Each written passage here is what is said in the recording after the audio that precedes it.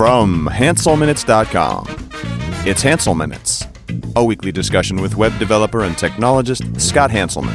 This is Lawrence Ryan announcing show number 393, recorded live Thursday, October 10th, 2013. This episode of Hansel Minutes is brought to you by Telerik, offering the best in developer tools and support. Online at telerik.com. And by Franklins.net, makers of GesturePak, a powerful gesture recording and recognition system for Microsoft Connect for Windows developers. Details at gesturepak.com. In this episode, Scott talks with Travis Pope from nconnected.com about the mobile phone struggle. Hi, this is Scott Hanselman. This is another episode of Hansel Minutes, and on the phone I've got Travis Pope from nconnected.com. That's enconnected.com, freelance journalist. You'll also have seen Travis's work on Gotta Be Mobile. How are you? I'm good. You? I'm pretty good. I wanted to talk to you about phones because you are a known expert on mobile stuff because you love everything mobile, and you've been a hardcore Windows Phone person for a long time. Around 3 years now, since before launch. Well, that's a long time. Then that's the full life of the product. I've always had this kind of, I wouldn't say love-hate relationship. It's more of like an uncomfortable kind of, I keep coming back to relationship where, I got an iPhone when I first started out in smartphones. That was kind of my first smartphone, because there was no Windows Phone. And I just kind of went AT&T and upgraded and upgraded and upgraded. And then I've been trying Windows phones consistently and blogging about it. I had a Lumia 800. I had a Samsung. What was the original Samsung called? Oh, man. It's been a while. You know the one I'm talking about? Before they renamed everything to the ATIV. The Samsung Focus? Focus. That's exactly right. I had a Focus. Then I had a Nokia 800 and then a 920 and then a 1020 most recently. What Windows phones have you used? So I've used, my first one was the HTC HD7. Then after that was the HTC Titan, the Dell Venue Pro, the HTC 8X, and now I've got a Lumia 920.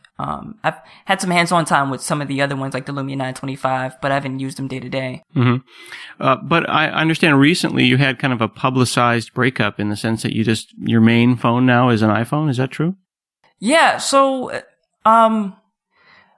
wasn't really a breakup as much as it was just a realization of, where Microsoft's mobile efforts stand now versus where they were when I got a Windows Phone. And I think, a lot of people who read my publicized breakup with Windows Phone interpreted as, my relationship with Windows Phone not being so healthy, but actually my decision to do this is more about Microsoft's other efforts actually, moving in a great direction to the point where I didn't necessarily need a Windows Phone to get a lot of the great services that they provide. Well, that's interesting. So you're saying that you're still kind of like quote unquote Team Microsoft, or as Jimmy and Jimmy Fallon would say, hashtag Team Microsoft. Well, that's exactly correct. I think a lot of people interpreted my initial article as, Microsoft's failed at mobile, when actually the problem for Windows Phone, in my opinion, is really that the rest of Microsoft has gotten so much better, right? So back in the day, Microsoft would release a feature that's specific to Windows Phone, like, for example, Zune. Would be specific to Windows Phone 7. Zune Music, the unlimited streaming music service. Exactly. So you would get a product like that, and you'd have to use you'd have to use Windows Phone in order to get it. And now that's just not the case. The rest of Microsoft has really embraced mobile platforms in a way that we haven't seen before. Google does this a lot with its products, but until very recently, Microsoft didn't do such a good job of it. Yeah, I see I have an iPhone sitting on the desk here, and I have a little folder on it called Office. And in it are native iPhone apps. I've got OneNote. I've got Outlook, which is freaking me out. I've got it's called OWA, Outlook Web Access, but it's Outlook. It's really amazing. It's actually weird to be using Metro type styling on a iPhone. I've got Link, which is freaking amazing. Like the Link mobile strategy. We should talk about that because if you've ever used it, it's across every device, and you get screen sharing. It's amazing. I've got Skype, I've got SkyDrive, and now I've got Office Mobile. So I've got Tiny Excel and Tiny Word and Tiny PowerPoint on my iPhone, on my iPad. Yeah, I mean, it's just the company has done a really good job of embracing. Clearly, the company has become better about embracing other people's mobile platforms, and that's great. That's great for everyone. That's great for Windows Phone users. That's great for Microsoft users. That's great for iPhone users. I've got SkyDrive, like I've got Bing on my iPhone. I've got all of these products that, just 2 years ago, with Windows Phone 7.5, I would have never left if those applications weren't available. Yeah. And so then now, what was it? Was something not working that you would move off? Because I know that people who love Windows Phone are fervent. And this is the thing about phone people. They're just religiously, they love their phone. Like if you argue with an Android person, they will beat you down if you disrespect Android. And, everyone loves their team. For me, for Windows Phone, I think the tipping point was actually, I spent some time with, the HTC One earlier this summer. And unlike iPhone and unlike Android, I absolutely hated the entire Android experience. So I went back to my Windows Phone, and I kind of missed, it wasn't the application selection that bothered me as much as it was the breadth of the applications that were actually there, right? Windows Phone has done a great job, in my opinion, of getting big name apps. But even when those big name apps appear, sometimes they aren't as feature rich as our iOS and Android counterparts. What's an example of that? An example of that, let me see, off the top of my head. Because the Facebook app's pretty good. The Facebook app has gotten amazing, especially since they've been releasing betas. The reason I'm pushing back on that a little bit GroupMe. because I want to make, because you made a broad statement there where you said that, sometimes things aren't always feature rich. Yeah. So for example, I can't remember exactly what application it was. I know, GroupMe has a big problem with that. And it's recently been updated. Features that aren't on the GroupMe app for Windows Phone that are on the iPhone app is what you're saying. Yeah. I see. Or the Android app too. I mean, it works both ways. Another big problem for me was just that Windows Phone has a great developer community. Mm-hmm. But those applications made specifically for Windows Phone don't usually have iOS and Android counterparts. And part of my job most of the time is to, cover, usually Android for GodDaddyMobile.com too. And I just couldn't go back and forth in between different applications. That is an interesting point. So I've always proposed, and again, I work for Microsoft, although I work in the web on the cloud, so I don't speak for the company, but I've always proposed that people have lots of different devices in their lives and that it's unrealistic to assume that a household is going to be all team Android or a household is going to be, yes, I've got a Surface and my wife has a Windows Phone and I have a Windows Phone and we use it to talk to our Xbox. The reality is folks are mixed and people have mixed stuff. So I might have a Android tablet that I love and a Windows Phone that I use and a Mac because that's reality. You're implying that when you have an app that's an exclusive on one platform and then you move to another and you can't bring your app with you, that hurts. Exactly. So I adore Weave, made by Celeste Games for Windows Phone. I absolutely adore Weave it. is a great app. I love everything about it. I love how they've matured that app over the last few years. It is excellent to use. Mm-hmm. But there isn't a counterpart on Android or iOS. And that Celeste Games, you can import feeds from Feedly, if I remember correctly, but mm-hmm. they're very adamant about Weave being a replacement for Feedly. It's not something that you add on to Feedly, which is a back-end RSS service that replaced Google's, Google Reader. They're very adamant about it being an alternative. And mm-hmm. while that's great, if you have a Windows Phone, should you go anywhere outside of that, that's a big problem. Yeah. And, Weave is on Windows 8 as well, Windows 8 and 8.1, and works great. But you're right. And this is the thing though about mobile phones. Everyone wants that exclusive. I mean, every platform pushes that. Like initially there was like Google Now on your Android phone. Now, of course, it's everywhere. And on iPhones, there's always an exclusively on iPhone section of the store. Is that something that consumers are going to is going to resonate with them? Like I can only get this on that phone?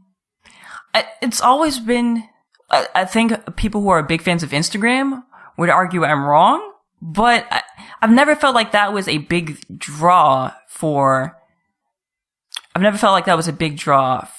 mobile users. I think it was more about the platform first, or the device first, then the platform. Yeah. Then maybe the application. It's only a problem, I think, when big name applications aren't there, which is, the Instagram problem for Windows Phone. But then when a third-party app comes out, and there's several Instagram third-party apps, the most prominent of ones being called 6tag, which is arguably as good or better than the Instagram client itself on iPhone. Like, what do you do with that? Like, do you wait for Instagram to buy them? Like, remember the whole Foursquare thing, right? Fourth and Mayer was the Foursquare app on Windows Phone for, almost 2 years? Yeah. And then the Foursquare app came out, and arguably Fourth and Mayer is still better. Should they have just bought that guy? I mean, should Instagram just buy the third-party client? Or is it just not okay for the average Joe to go and get a third-party client? I think that's really tough. A really tough call for a lot of people. So, for example, I use 6tag. I adore, again, Rudy Hewin is one of those guys I adore. Yeah, he's an amazing developer. Actually, 6tag's so good. When I went to the About box, saw that it was Rudy, and I said, all right, I'm just going to download everything Rudy's ever done. Because now I'm like a fan. I wish I could follow developers on a platform. Like, I don't care what the app is. Just give me whatever that dev did. Oh yeah, that guy's amazing. So I use 6tag on my Windows Phone. I actually use his Vine application as well, though its name escapes me for some reason now. 6 seconds. Yeah. And I use his news application. I don't like to use third-party clients, and the reason why I don't is because of Windows Phone. I had some very bad experiences with Twitter applications just suddenly stop working on Windows Phone. Right, well, so that's it's kind Twitter's of soured fault. Isn't that Twitter's fault, though? I mean, Twitter changed their API. That's exactly my point. Yeah, so that's exactly my point. I think these companies don't need to buy these individual app developers or their apps, but they do need to be more comfortable with opening up, not necessarily opening up their platform. Ecosystem. Yeah, exactly. I mean, Twitter's a poster child for this, right? We grow on the backs of developers. We enable them to do all these things. And then, we want to rein in that because of profitability concerns and just making a better platform. And that's great. There's nothing wrong with that. But there's definitely room to try and find a compromise there. Well, just a year or two ago, there were dozens and dozens of awesome Twitter apps to choose from, and now that's really compressing. And it's clear that Twitter wants to kill all the Twitter apps with their limitation on the number of API keys that they're going to give out because they want to control the experience. They want to be the client. So I think that you're right, that the door is closing on third-party apps in general. I know that there was another Instagram client on Windows Phone who was having trouble where they would upload photos. Instagram would detect that it wasn't uploaded by the Instagram app and then hide it. I can't remember the name of that application right now. I do remember that. That was actually a week after I joined Instagram for the first time. And I remember a complete Twitter uproar for Windows Phone from Windows Phone users. And, justifiably so. You don't want to build an app for us, but you will delete all of our images from the guys who did.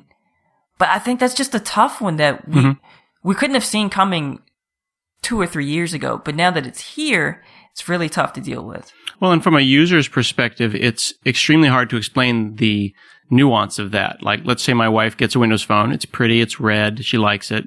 She gets an Instagram app, and then suddenly things start disappearing. It feels punitive. Like, it does. Do they not like us? Do we not bleed? It's not a Windows Phone thing. It turns out in that case, it was some user agent and they were trying to block spam. But at the moment, you don't care. You just want to use your app. Yeah. And unfortunately, a lot of these applications, because they're made by independent developers, aren't free. So, you're investing $2 or $3, sometimes as much as 10. I just want to make sure that it's clear that you just said investing, and I thought you were going to say 99 cents, but then you went for $2 or $3. That is quite the investment. Well, sometimes, that's the other thing. I find Windows Phone app prices are usually a little bit more than what I see on iOS or Android. Yeah. Sometimes. Not all the time, but sometimes. But you've invested, there's a lot of sweat equity in learning how to use that application. Mm-hmm. Yep.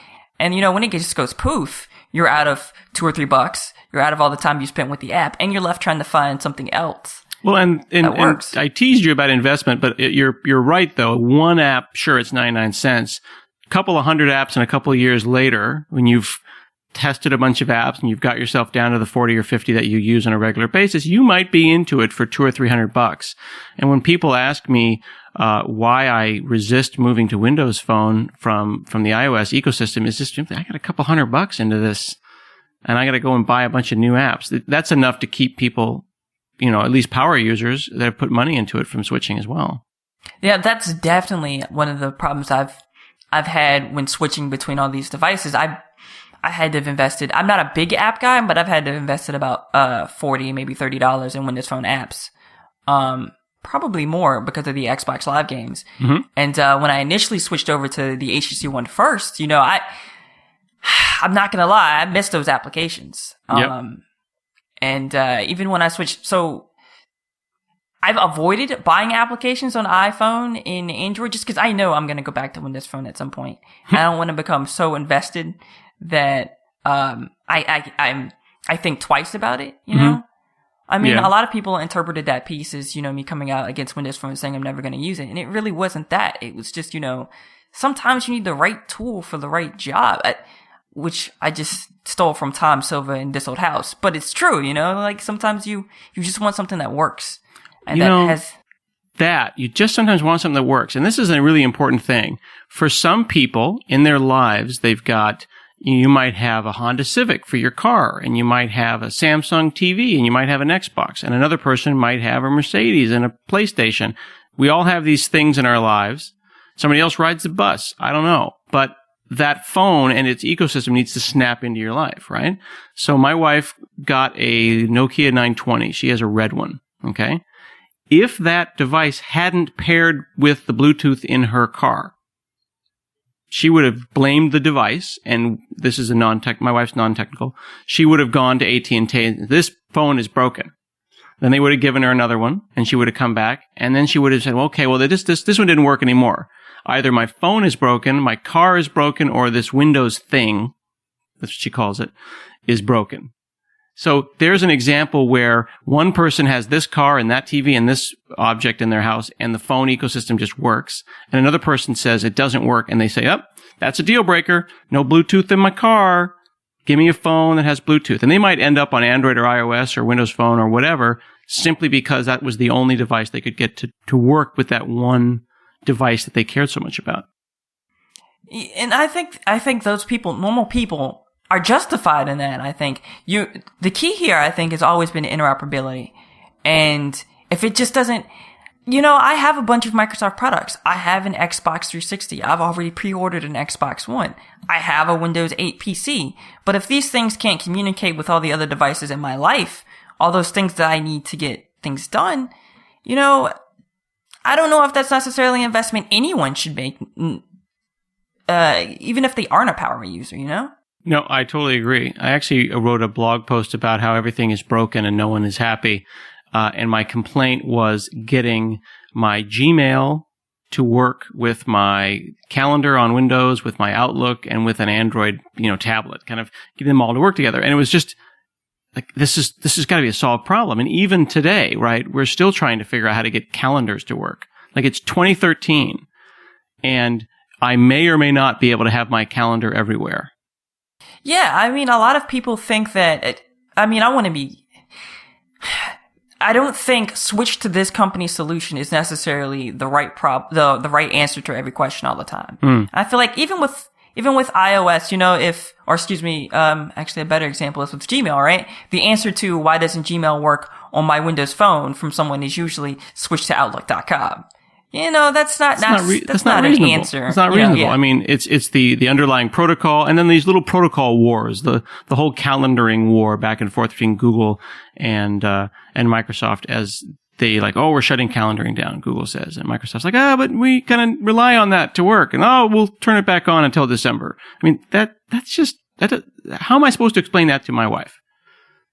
How is someone supposed to explain that to their non-technical husband? Your calendar doesn't work today. Why? Well, they're shutting the government down. I mean, what can you possibly tell someone?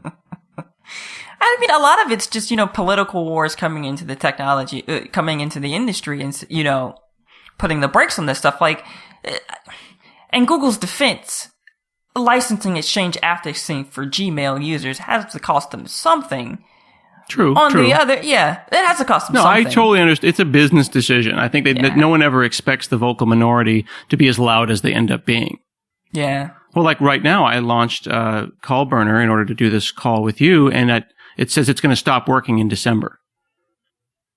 Okay. Why? So, well, Skype is changing their desktop API. So Call Burner, the way that we're doing this recording right now, will stop working in December. Now, there's two ways we can freak out about that. We can just generally freak out. We can find out what's underneath that. I'm sure it's poor messaging, because surely they have to have some API available after December. Or I'll just start doing my audio directly off the sound card. But from the point of view of someone who's, not totally technical, it's like everything is going to break and destroy the world in December, and you'll never be able to record a call again. Well, that's exactly what that sounded like to me, because I have no idea. Yeah. But it's poor messaging. And actually, speaking of poor messaging, here's a funny thing about me. I have my Windows Phone because I'm trying to write this application for it. It's a news audio application. And I go back and forth. I've got these little SIM adapters where I can swap my SIM back and forth between my Windows Phone and a Lumia 1020. And I keep using the iPhone as my main phone, but I keep demoing things about the 1020 that I really like. Like, it irritates me that my iPhone doesn't have live tiles. You know what I mean? It's just a bunch of numbers. It tells me nothing. And from a messaging perspective, I'm convinced that Microsoft dropped the ball marketing like the People Hub on freaking Windows Phone. I mean, that's amazing. You can pin people to your home screen and then see their tweets, Facebooks, and LinkedIn's. I think that seems to be a particular problem for not just Windows Phone, but also Windows 8, right? Like, Windows 8 also has a centralized People Hub too. That's a good point. Rarely ever, I can't remember one time they actually shared any information about it in a Windows 8 commercial. No, it's funny. It's funny you mention that, because I'm looking at my system right now. I've completely forgotten that I had actually pinned my wife. So I went into the People Hub, found my wife in my contacts, pinned her, and now I can click there and I've got Skype integration, Maps, Facebook, Twitter. I totally forgot about that, because it's not in your face. No, and I feel like that's the problem for Windows Phone, I think, is other than live tiles in the Metro design language, there's a lot of innovation happening. It's just below the surface though, right? Like, there are great things there. They're not in your face. And because they're not in your face, maybe it's just not a priority for some of the commercials and outreach that the company does. I don't know. It's funny. There's this Kids Hub feature where you can. I don't think you don't have kids, right? No, I don't. But I do use Kids Corner for actually in the car. I use it as an impromptu car mode kind of thing. Yeah. So what Kids Corner does is it says these are the only apps that you can run when you're in this mode. So from the home screen, you swipe to the side, then you can hand the phone to a kid, and then they'll figure it out. But it's buried in settings. No, the only people who will ever use Kids Corner are those who will dig for Kids Corner, which is tragic. And I mean, it really is. I mean, there's some great ideas. I mean, there are applications that can give you a Kids Corner kind of experience on Android, but it's not as seamless and it's not as easy to use as what Windows Phone is doing. And I feel like that's the problem with Windows Phone a lot. It's not that they don't have the feature set to compete. Right. It's that, sometimes you have to look a little bit under the surface to find it. And they don't market it. This is the thing. Like, I don't want to see dancing people. I want to see people talking to me about real problems. Like, I want to see a vignette of a person having a problem and then solving it. Like, I'm looking at Paul Thoreau's site right now, and he's talking about driving mode, a new feature coming in Windows Phone Update 3. Mm-hmm. It's brilliant. When it detects the Bluetooth in your car, it automatically stops accepting phones and text messages, and it will text the person back. So if my wife calls me while I'm driving, it will text her and say, "I'm driving, I'll call you later." That's so brilliant. That's genius. I mean, and the problem the other problem is we're probably never going to see that feature advertised in the Windows Phone ad. For the last 6 months, we've only seen specific phone advertisements, nothing feature based. The Lumia 1020 has the world's best camera or something like that.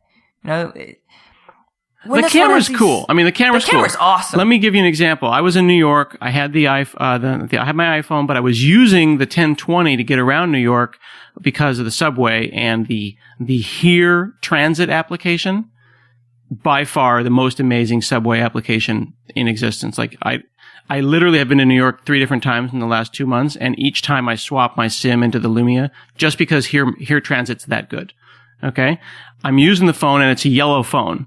So you got to give them credit for being bright. Now, of course, now that iPhones are bright too, no one's going to be able to see it. But as soon as this guy at this restaurant saw the phone, he's like, is that the new phone that's a camera?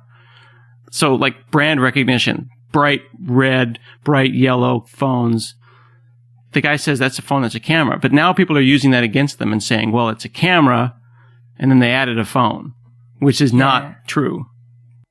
Which is not true at all. And going back a little bit earlier to my public breakup with Windows Phone, like I wrote that for GottaBeMobile.com, and immediately when that came out, there was some pushback about, well, you were a bit unfair to Nokia. And, honestly, looking back on that part of the article, it was just a sentence, but I think I was, Nokia, for a lot of the great things that are happening for Windows Phone are happening because of Nokia, right? Like, and that was that's another one of my concerns for Windows Phone. Now that Microsoft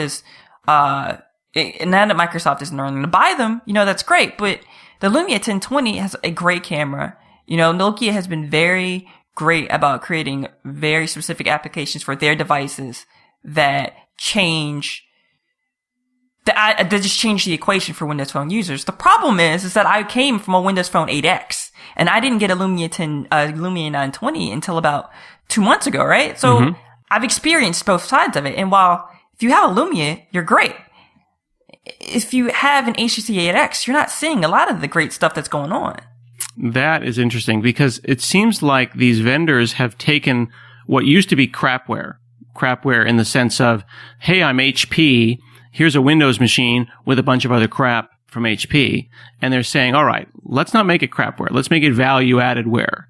And I think Nokia went all out with that. And they said, all right, we can build deep hooks into the operating system where we're going to add features that are specific to Lumia, like headphones and Dolby and the glance mode and all these different things that are Lumia unique, Lumia specific.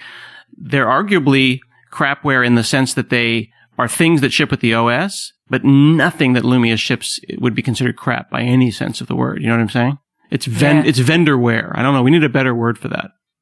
In my opinion, I think that's something that's specific to Windows Phone. Like iOS doesn't allow. Well, fair enough. iOS is a different equation, but Android, because it's free and open source, companies take it a bit too far, and you end up with some things that. Honestly, I've used an HTC One for a month before. BlinkFeed is terrible. Yeah. But, like Windows Phone is one of those platforms that allows carriers and OEMs to customize that kind of thing, but not go overboard. All that stuff's still uninstallable. It's not like Android where I'm stuck with it from the rest of my life. Yeah, my wife's AT&T. She's like, what's this? AT&T radio, AT&T Uverse. Not for us. Click uninstall. But speaking of carrierware and then vendorware, I've got a Galaxy S4 that I'm working on a review of, and this thing has 5 different apps called Messenger, Messages, Messaging. Some from Samsung. There's like Samsung Messenger. There's AT&T Messenger. There's the actual Google brand Messenger. Everyone who I have talked to who said that they're Team Android said I should torch the phone and go stock, because there's probably 15 apps from AT&T and another 15 apps from Samsung that have nothing to do with the Android experience that have been installed by default, and it's confusing. It is. Android. So when I went in to get an HTC One, I originally went in to get a Galaxy S4 for some news coverage on Gotta Be Mobile, and I felt the phone. I looked at it. I played with the user interface a little bit, and I went, "This is terrible." I looked around. I looked at the HTC One, and I'm like, "Well, at least if I'm going to pick an Android device, it's got to get great hardware. Like it feels substantial in the hand." And I feel like Android manages to perfectly replicate the problems I had with Windows Mobile, which was, there are too many fingers in this pie. And none of them are doing a great job. If any, Microsoft arguably was doing a great job, but everyone else who had a stake in this just wasn't performing, Mm-hmm, mm-hmm. Android is a great operating system-ish. It's not, it's... Be careful, you're going to anger the Android fans and they're going to come for you. Well, I've already angered the Windows Phone fans, so, I might as well make it equal opportunity. But Android's great, right? There are things that happen on Android that will never happen on other operating systems. Kind of like having two applications labeled music that you can't uninstall. Yeah, that's true. I mean, the thing is though about Android is that the weakness is that you have full control, and the strength is that you have full control. You swap out the keyboard if you want to. Is there something that you don't like about it? You swap it out. In a phone like an iPhone or Windows Phone, if you want to have the default Maps app change, that's trivial on Android. On iOS, it's not really possible. No, and those are great. Those are great things to have. If you're a power user, that's the thing for you. My problem is though my job dictates that I am a power user, I'm not a power user. I don't like that kind of control. Sometimes I like to be told how to do things and, where to go and where to find it. And I feel like the success of the iPhone, and to a certain extent, Windows Phone, validates that sometimes you need company design driven user interfaces. Sometimes you want to say, stop, you can't do that. That's going to be detrimental to your experience. Mm-hmm. Yeah, exactly. So you saying you think you might go back. I think that I have decided I'm agnostic. I'm going to move freely from phone to phone. Sometimes I'll go to Easter. Sometimes I'll go to, I don't know, Yom Kippur. You know what I mean? I'm going to be non-religious. I'm going to join all of my friends in all of their technology platforms. For me, I know that I'm probably going to go back. And it's not because iOS isn't great. It is, personally. I actually love iOS 7, and apparently I'm one of the few people who do. But I'm going to go back because, unlike some people, I am very steeped in Microsoft's complete ecosystem. Just like your car analogy, I'm actually that jerk who goes out and buys everything from every company, everything that a specific company makes. Right. And I've had a Zune. I had a Zune since 2006. You used to be Zune guy. You were all about the Zune. Yeah, I still adore Zune. I love Xbox music, but it's, it's like that first love, yeah, you've moved on, and you found girls that are prettier, but you're not entirely sure that if she showed up one day, you wouldn't go back. It's about the hardware. It really is. Zune was like the first Surface. You know what I mean? It felt different. It felt right in your hands, but the ecosystem just didn't happen. And it didn't. They should have called it Tiny Xbox or something like that. Well, I guess we got to that point eventually. I mean, it's all coming together. Yeah, Microsoft products identify with me because, I actually switched from a Mac to a PC in 2005. I went the opposite way and fell into Zune and everything else. And I love what the company is doing with Metro. I adore SkyDrive. I think that live tiles are absolutely brilliant. They're not brilliant when they're your only source of notifications. It's a horror show. But, live tiles are the one thing that is, once you put together a really, here's another idea. I've got ideas, man, for commercials. What about a commercial that just shows different people's home screens? Because my wife's completely different than mine. And whenever I meet someone who has a Windows Phone that hasn't actually configured their home screen, spend 2 minutes, the length of a commercial, showing them how to organize their home screen and pin their family and friends, and they freak out. Their brains explode. I've had this phone for a year. I had no idea. Yeah, and I think that's also one of those things that, Windows Phone is very, I'm not going to say power user heavy because it's not. It's just some of the things aren't obvious unless you're looking for them. A lot of people don't know to tap and hold anything in order to resize it or something. It's the new right click. It's not discoverable. Yeah, and all operating systems do that now, so I kind of, don't want to harp on Windows Phone for it, but Windows Phone Windows Phone uses that gesture very heavily. Yep, it does. And, yeah. Well, cool. Well, thanks for talking to me, and I assume that we can go to Gotta Be Mobile and/or N Connected to learn about your personal struggle with mobile phone usage, and whether or not you decide to stick with iPhone or go back and forth. Yes, sir. All right. Thank you so much, Travis Pope, for chatting with me today. This has been another episode of Hansel Minutes, and we'll see you again next week.